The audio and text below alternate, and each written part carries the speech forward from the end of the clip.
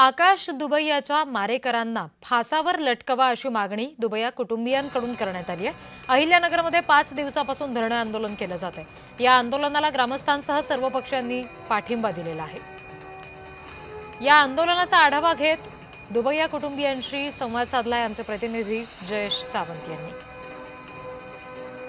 काय मागणी आहे, काय तोडगा निघला पाहिजे, काय एकत्रित मागणी आहे? 5 दिवस झाले आपण उपोषणाला बसलो. आज आमच्या धरणे आंदोलनाला 5वा दिवस आहे। आमची सरकारला हीच मागणी आहे की हे जे गुन्हेगार आहेत यांच्यावर संघटित मोका लावावा आणि या गुन्हेगारी पूर्ण संपूर्ण आणावी असं सकल श्रीरामपूर तालुक्याची विनंती आहे आणि दुबई कुटुंबाची विनंती आहे।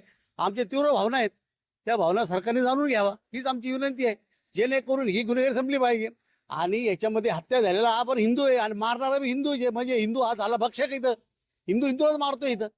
आणि काय हिंदूचं पांघरून घेऊन त्याने हिंदूला मारायचं काम चालू आहे आणि त्यात आमच्या मुलाची हत्या झालेली आहे। हे क्रूर बाब आहे। जन्माला घालायचा अधिकार मारायचा अधिकार कोणाला नाही आहे। त्याच्यामुळे आमची सरकारला हीच विनंती आहे की यांच्यावर मोकांतर कारवाई झाली पाहिजे। आमच्या भावना तीव्र आहेत, आमचा करता मुलगा गेलेला आहे, त्याच्यामुळे ही तीव्रता ही काय थांबणार नाही आणि हे बेमुदत काय थांबणार नाही।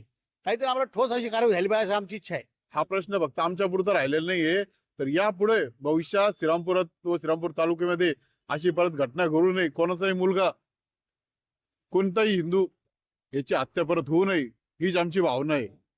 एकंदरीत आपण बघितलं की शहरातील वाढलेली गुन्हेगारी आणि गुन्हेगारीच्या विरोधात या ठिकाणी श्रीरामपूर एकवटले असून आता जोपर्यंत या शहरातील गुन्हेगारीचा बिमोड होत नाही, गुन्हेगारी टोळ्यांवरती जे आहे कठोर शासनाकडून कारवाई होत नाही, तोपर्यंत हे आंदोलन असंच चालू असणार असल्याची माहिती या ठिकाणी दुबैया कुटुंबाने दिली आहे।